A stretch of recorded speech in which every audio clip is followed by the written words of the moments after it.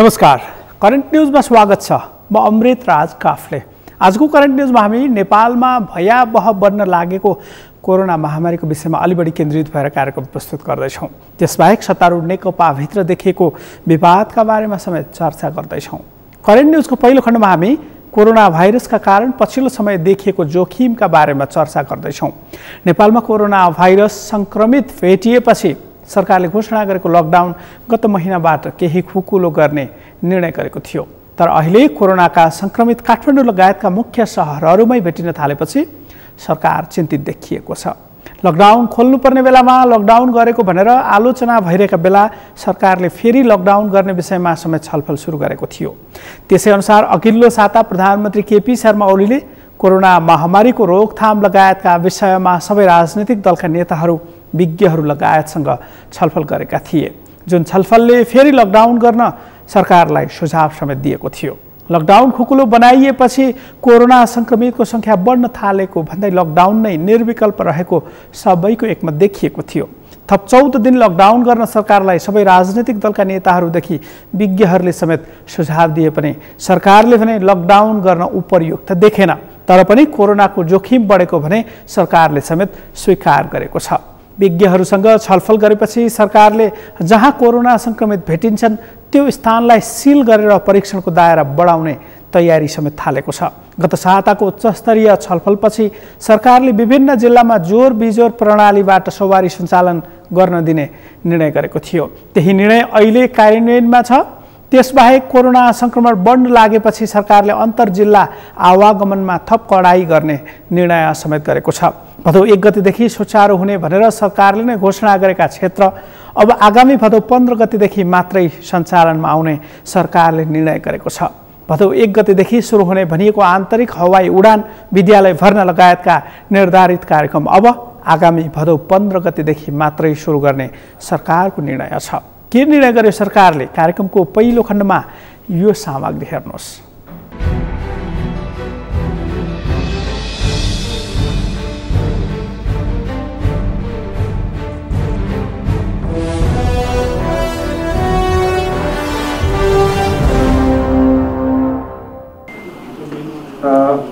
भारत सीमावर्ती क्षेत्रका 10वटा नाकाबाट मात्रै नेपाल छिर्न पाउने निर्णय गरेको छ र ती खास गरी भारतबाट स्थलमार्ग हुँदै स्वदेश आउने नेपालीको लागि नेपाल भारत सीमाका देहायका प्रवेश बिन्दु तोकिएको छ। काकरभिटा झापा, रानी मोरङ, मागर सिराहा, गौर रौतहटमा, वीरगञ्ज पर्सा जिल्ला, बेहलिया रूपन्देही जिल्ला, कृष्णनगर कपिलवस्तु जिल्ला, जमुना बाँके जिल्ला, गौरीफन्टा कैलाली जिल्ला र गटाचौकी कञ्चनपुर जिल्ला।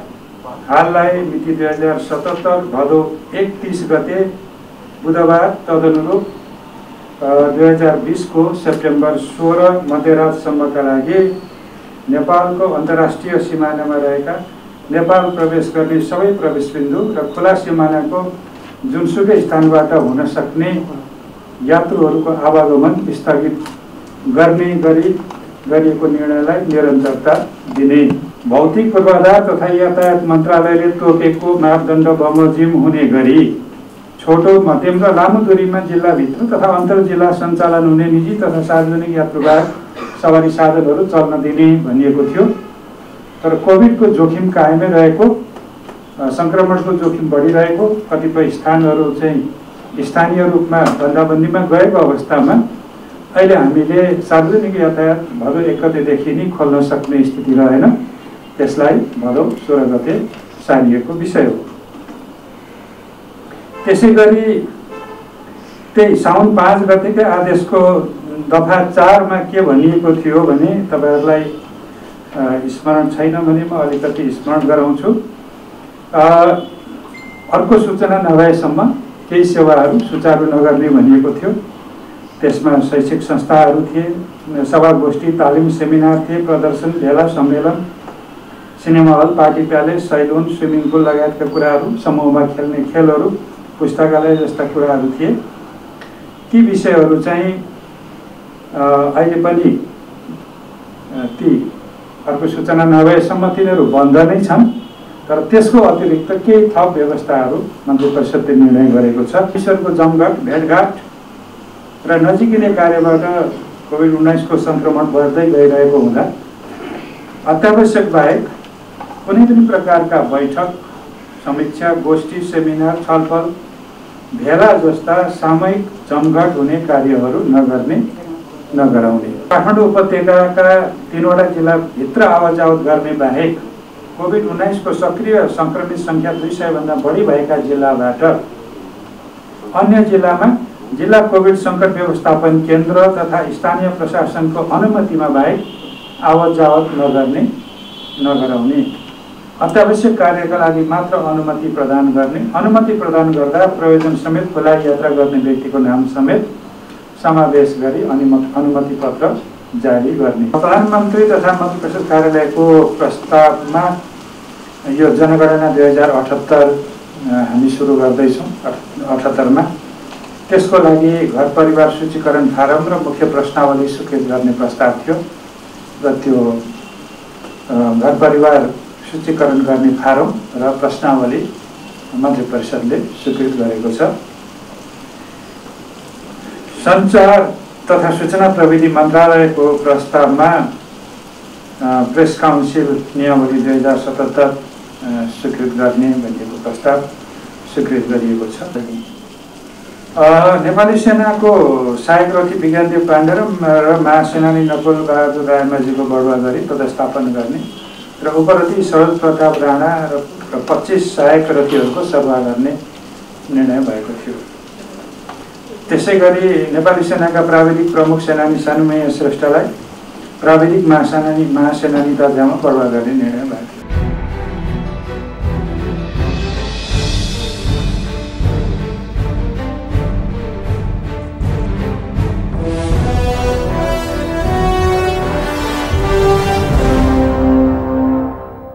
कोरोना महामारीका कारण नेपाली अर्थतन्त्र समेत थिलथिलो परिरहेको छ। झन्डै 4 महिना लामो लकडाउन भए पनि त्यो लकडाउनको कोरोना परीक्षणको दायरा बढाउनु पर्नेमा सरकारले केही काम गर्न नसकेको आरोप सरकारमाथि लाग्दै आएको छ। त्यसबाहेक सरकारले कोरोना जोखिमका विषयमा पूर्व तयारी समेत नगरेको भनेर आलोचना भइरहेको छ। कोरोना महामारीकै बीचमा सरकारको ध्यान कोरोना महामारी भन्दा बढी राजनीतिक खिचातानीमा अल्मलियो। कोरोना महामारीका बीचमा सरकारले संसद अधिवेशन अन्त्य गर्यो। त्यही बीचमा सरकारले राजनीतिक दल विभाजन गर्न सजिलो हुने गरी अध्यादेश ल्याउने काम पनि गर्यो। पार्टी विभाजनका लागि सजिलो हुने अध्यादेश ल्याएको सरकारकै संलग्नतामा सांसद अपहरण गरेको आरोप पनि अहिलेको सरकारले यही बीचमा खेप्नु पर्यो। यसको मतलब सरकारको रुचि कोरोना रोकथामभन्दा बढी राजनीतिक गतिविधिमा केन्द्रित भएको देखियो, जसका कारण कोरोना महामारीले सङ्कटको अवस्था आउने वातावरण सिर्जना भयो भन्नेहरूको कमी पनि छैन। यही बीचमा स्वास्थ्य सामग्री खरिदमा समेत भ्रष्टाचार गरेको आरोप सरकारमाथि लागिरहेको छ, जसको जवाफ माग्ने काम अहिले पनि जारी छ। कोरोना परीक्षणको दायरा बढाउन माग गर्दै आन्दोलन गर्नुपर्ने अवस्थाको सिर्जना यही बीचमा भयो। तर यी सबै गतिविधि गरिरहेको सरकारले त्यही विषय मान्न भने तयार देखिएको छैन। सरकारले अहिले पनि भनिरहेको छ, कोरोना सङ्कटका बेला समेत विरोधीहरूले सरकारको निरन्तर आलोचना गरिरहे, जसका कारण सरकारले गरेका राम्रा कामको समेत प्रचार प्रसार हुन सकेन। सरकारले यस्तो भनिरहेको भए पनि कोरोना भने नियन्त्रणभन्दा बाहिर जाने अवस्था समेत आउन सक्ने चिन्ता समेत सुरु भएको छ।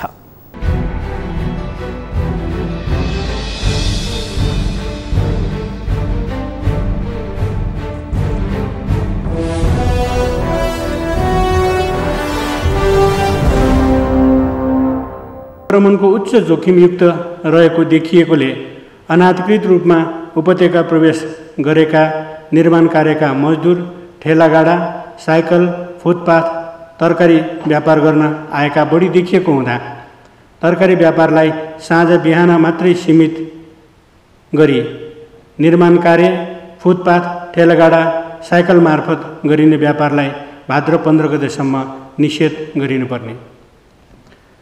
नम्बर 8, कल कारखाना, उद्योग धन्दा निर्वाध रूपमा सञ्चालन भइरहँदा तत्तत स्थानमा कार्यरत मजदुरहरूको दैनिक आवत जावत गर्दा सङ्क्रमण जोखिम बढेकोले उद्योग तथा कल कारखानाहरूभित्र क्वारेन्टाइनको व्यवस्था गराउनुपर्ने र स्वास्थ्य मापदण्ड पुरा गरेर मात्रै सञ्चालन गर्न दिने।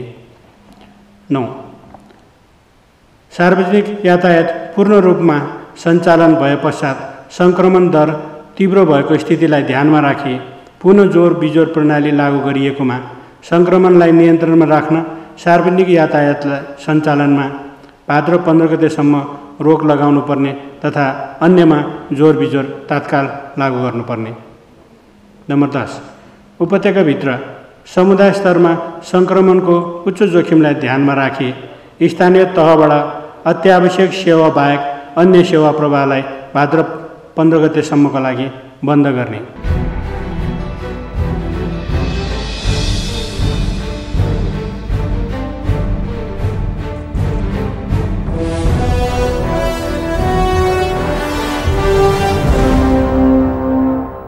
नेपालमा कोरोना महामारीले सङ्कटको अवस्था सिर्जना भएका बेला नेकपाभित्र भने विवाद चलिरहेको छ।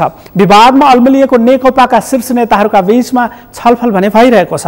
नेकपा विवाद पेचिलो बनेका बेला नेकपाका 2 जना अध्यक्षहरू प्रचण्ड र केपी शर्मा ओलीका बीचमा निरन्तर छलफल समेत भइरहेको छ, तर सहमति जुटेको छैन। बरु नेताहरूका बीचमा आरोप प्रत्यारोपको श्रृङ्खला अहिले पनि जारी छ। नेकपाको विवाद समाधानका लागि 2 अध्यक्षका बीचमा निरन्तर सम्पर्क भइरहेको भए पनि नेकपाभित्रको विवाद समाधान उन्मुख हुन नसकेको स्पष्ट देखिन्छ। त्यसबाहेक सत्तारूढ नेकपाभित्रको विवादले नयाँ रूप समेत लिएको छ। स्थायी कमिटी बैठक स्थगित हुँदै आइरहेका बेला केन्द्रीय सदस्यहरूले केन्द्रीय समिति बैठक बोलाउन माग गर्दै हस्ताक्षर अभियान चलिरहेका बेला अहिले भने नेकपा सांसदहरूले पार्टी विभाजनबाट रोक्नका लागि भन्दै हस्ताक्षर अभियान सुरु गरेका छन्, जुन अभियानमा संलग्न सांसदहरूका बीचमा समेत अहिले अविश्वासको सङ्कट पैदा भएको देखिएको छ। करेन्ट न्युजमा केही बेर विश्रामपछि नेकपाभित्रको विवादको विषयसँगै कोरोनाका कारण बढेको जोखिमको विषय समेत लिएर उपस्थित हुनेछु, हेर्दै गर्नुहोला।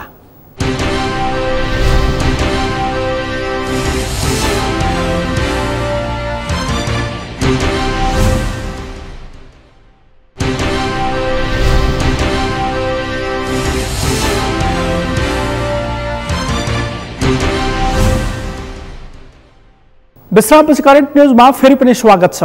आजको करेन्ट न्युजमा हामी कोरोना सङ्कटले फेरि लकडाउन गर्ने तयारीमा सरकारले गरेको छलफलसँगै नेकपाभित्रको विवादको विषयमा समेत चर्चा गरिरहेका छौँ।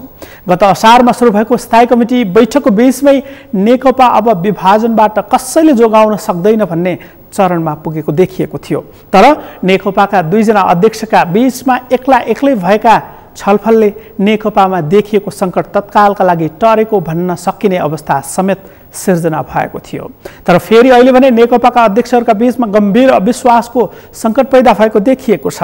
स्थायी कमिटी बैठक चलिरहेका बेला केन्द्रीय समिति बैठक बोलाउन माग गर्दै केन्द्रीय सदस्यहरूले हस्ताक्षर बुझाइसकेका छन्। त्यो बाहेक नेकपा विभाजनबाट रोक्न भन्दै नेकपाका सांसदहरूले समेत हस्ताक्षर अभियान सुरु गरेका छन्। नेकपाका 60 भन्दा बढी सांसदहरूले पार्टी विभाजन रोक्नका लागि दबाव अभियान सञ्चालन गर्ने निर्णय गरे पनि पार्टी विभाजनबाट रोकिने अवस्था भने अझै पनि कम भएको नेकपाकै सांसदहरूको दाबी छ। प्रधानमन्त्री केपी शर्मा ओलीले प्रधानमन्त्री र अध्यक्ष दुवै पदबाट राजीनामा दिनुपर्ने माग कायमै रहे पार्टी विभाजनबाट कसैले रोक्न नसक्ने सांसदहरूकै भनाइ छ।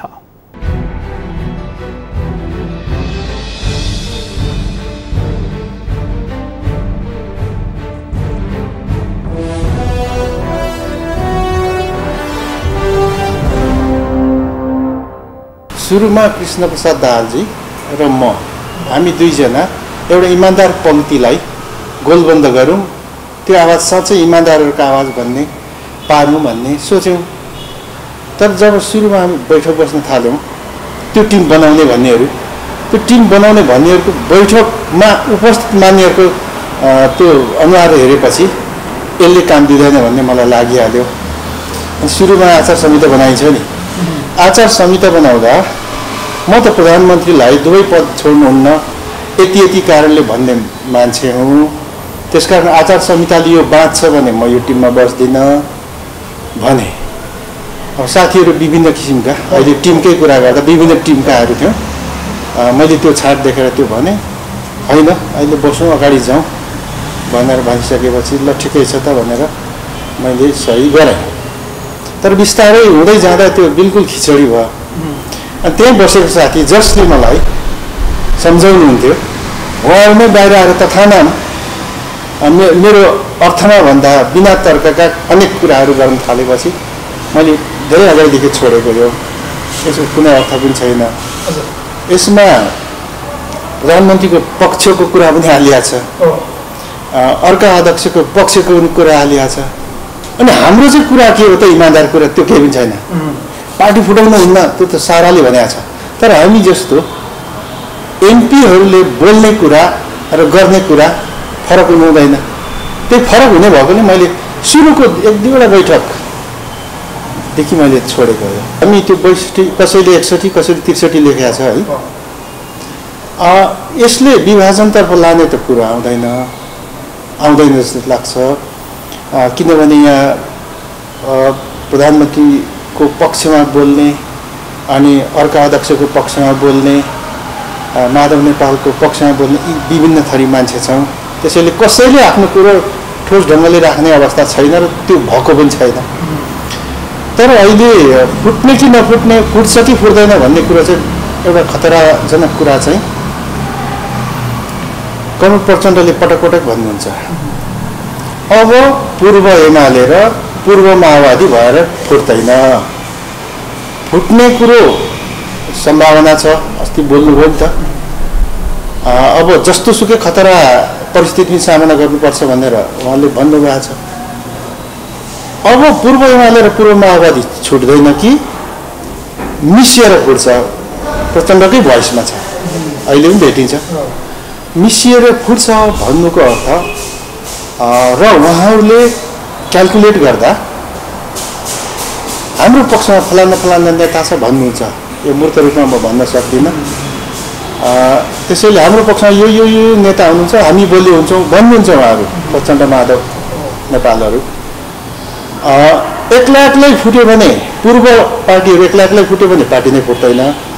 फुट्यो भने फुट्ने स्थिति आयो भने किनभने प्रचण्डको त्यो गर्दै गर्नुहुन्न।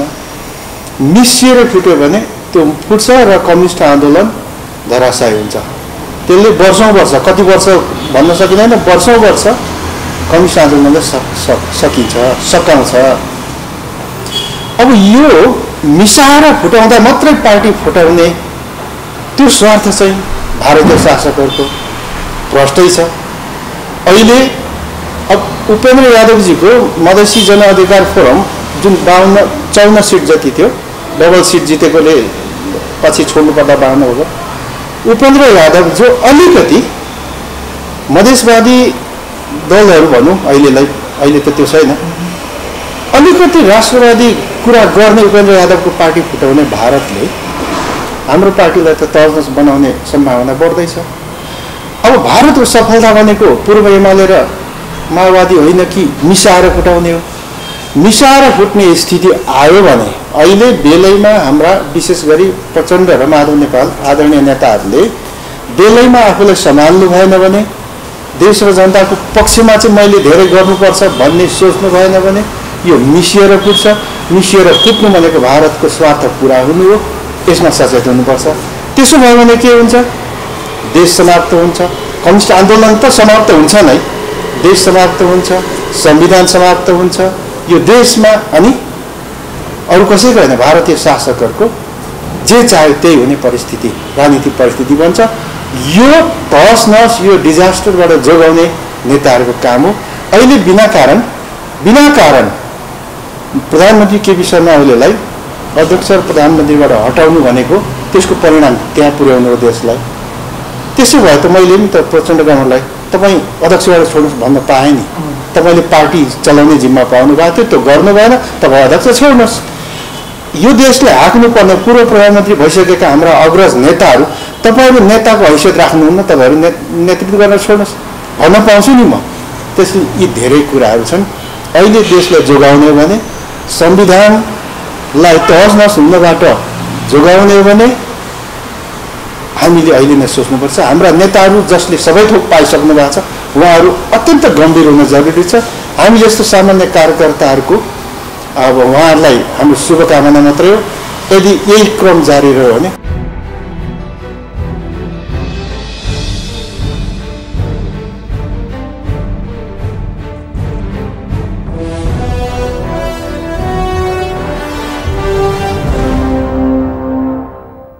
सत्तारूढ नेकपाभित्र विवाद चलिरहेका बेला प्रमुख प्रतिपक्ष दल नेपाली कांग्रेसमा पनि महाधिवेशन केन्द्रित बहस जारी छ।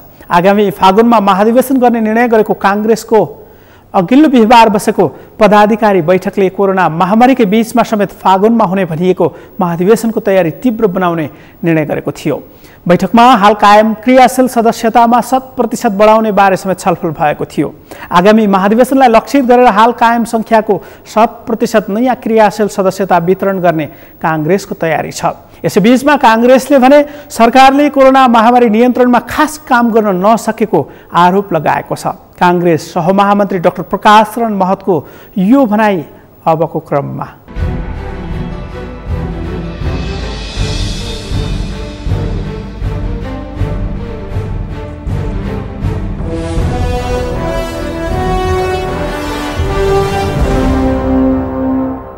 स्वास्थ्य उपचारको अभावमा कुनै पनि नागरिकको मृत्यु हुनु भएन।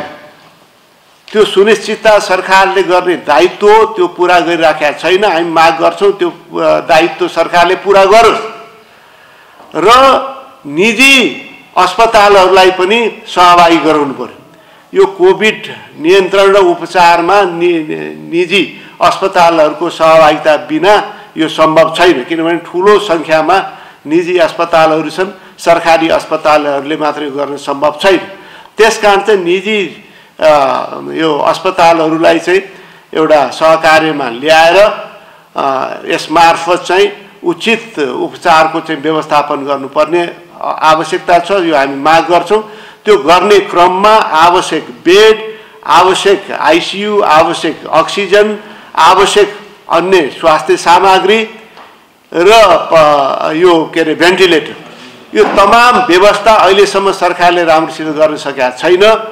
यो गम्भीर ध्यान दियोस्, होइन भने भोलिको दिनमा अत्यन्त जटिल, अत्यन्त खराब स्थिति आउने सङ्केतहरू देखिसकेका छ।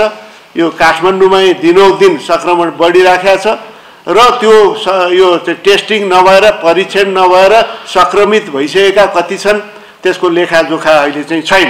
त्यसकारण यसप्रति पनि सरकार गम्भीर हुन हामी चाहिँ माग गर्दछौँ। सरकारले भन्यो कार्यान्वयन गरेका छैन, त्यसकारण इन्सुरेन्सको सुनिश्चितता पनि गर्नु पर्यो र यो कोभिड भत्ता अर्थात् जो स्वास्थ्यकर्मी र सहयोगीहरू यो कोभिड नियन्त्रणमा लागेका छन्, अस्पतालमा काम गरिराखेका छन् र अरू ठाउँमा चाहिँ संलग्न छन्, उनीहरूलाई त्यो भत्ता चाहिँ सुनिश्चित राज्यले चाहिँ गर्नु पर्यो। त्यो भयो भने चाहिँ मलाई लाग्छ यो स्वास्थ्य क्षेत्रमा थप स्वास्थ्य कर्मीहरूलाई हामी आकर्षित गर्न सक्छौँ र भोलिको दिनमा आउने समस्यालाई पनि हामी चाहिँ यो स्वास्थ्य कर्मीको अभाव भोग्नु पर्दैन। त्यस्तै ट्रेनिङ अर्को महत्त्वपूर्ण कुरा।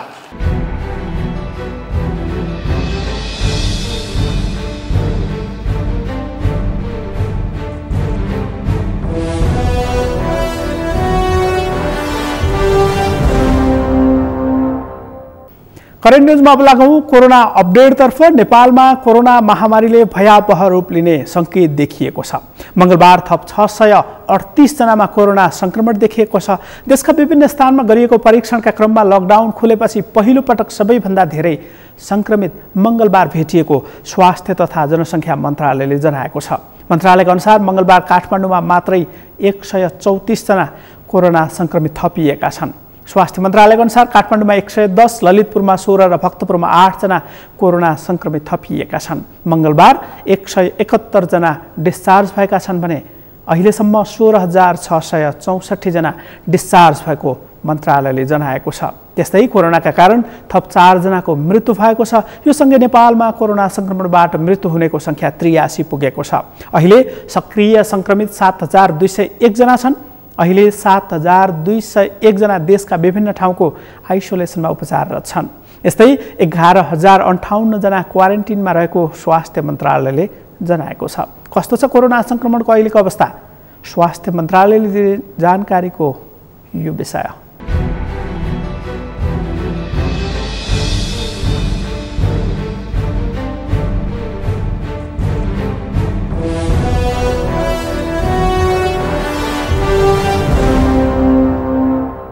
कोभिड-19बाट सङ्क्रमण मुक्त भई गत 24 घण्टामा डिस्चार्ज हुनुहुनेहरूमा जम्मा 171 जना हुनुहुन्छ र आजसम्म डिस्चार्ज हुनेको सङ्ख्या 16,664 छ।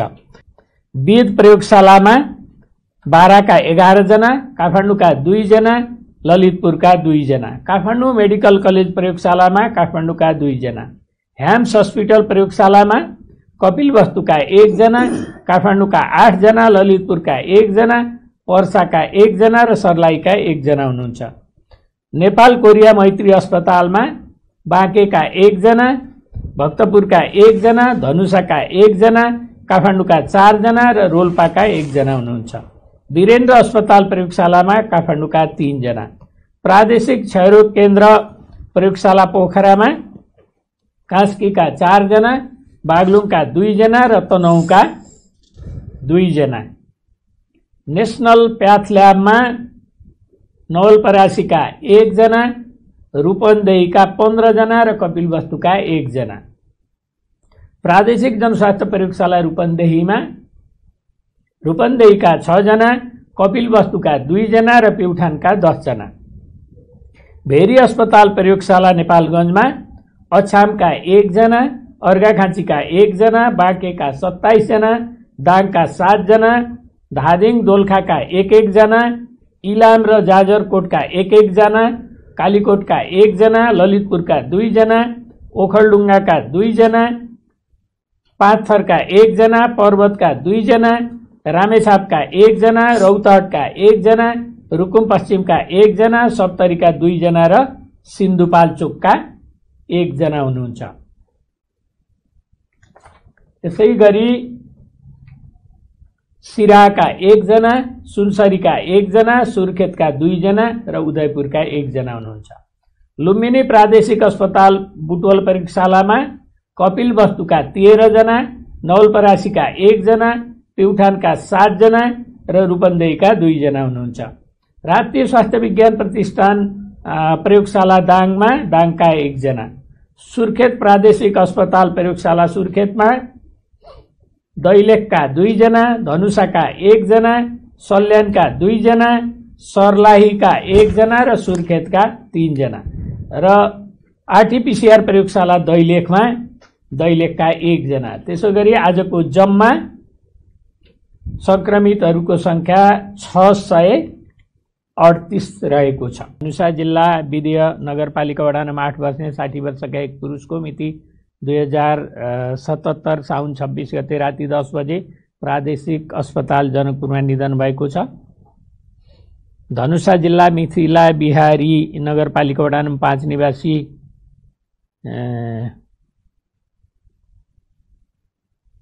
क्यान्सर अस्पताल जनकपुरमा काम गर्ने वर्ष 50 का एक पुरुषको 77 साउन 25 गते दुःखद निधन भएको छ। काभ्रे जिल्ला पाँचखाल नगरपालिका वडा नम्बर 1 निवासी 50 वर्षीय एक महिलाको मिति 2077 साउन 27 गते किस्ट मेडिकल कलेज शिक्षण अस्पताल ललितपुरमा दुःखद निधन भएको छ। सिन्धुपाल्चोक जिल्ला 12 वर्षीय नगरपालिका वडा नम्बर 4 निवासी 84 वर्षका एक पुरुषको मिति 2077 साउन 22 गते मनमोहन कार्डियोभास्कुलर तथा ट्रान्सप्लान्ट सेन्टर शिक्षण अस्पताल महाराजगञ्जमा दुःखद निधन भएको छ र यसरी निधन हुनेहरूको संख्या जम्मा 83 पुगेको छ।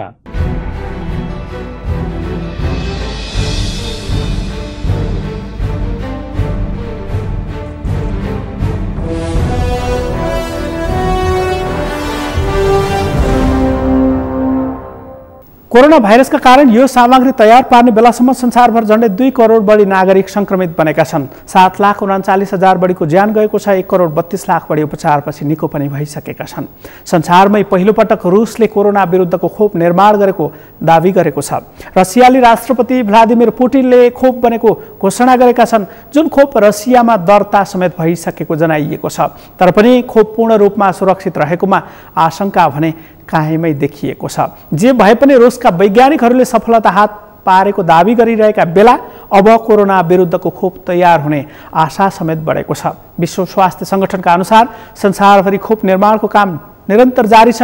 कतिपय खोपहरू अन्तिम चरणको परीक्षणमा छन् भने केही खोप आशा लाग्दो समेत देखिएको जनाइएको छ। तर पनि ढुक्काउने अवस्था भने अझै पनि बनिसकेको छैन। खोप तयार भइसके पनि नेपालमा उपलब्ध हुनका लागि करिब 1 वर्ष लाग्न सक्ने आशंका समेत सिर्जना भएको छ। नेपालमा सङ्क्रमितको सम्पर्कमै नआएका र कोरोना सङ्क्रमण नभएका स्थानमा सर्वसाधारणदेखि प्रशासकलाई समेत कोरोना सङ्क्रमण देखिएपछि कोरोना समुदाय स्तरमै पुगेको आशंका समेत सुरु भइरहेको छ।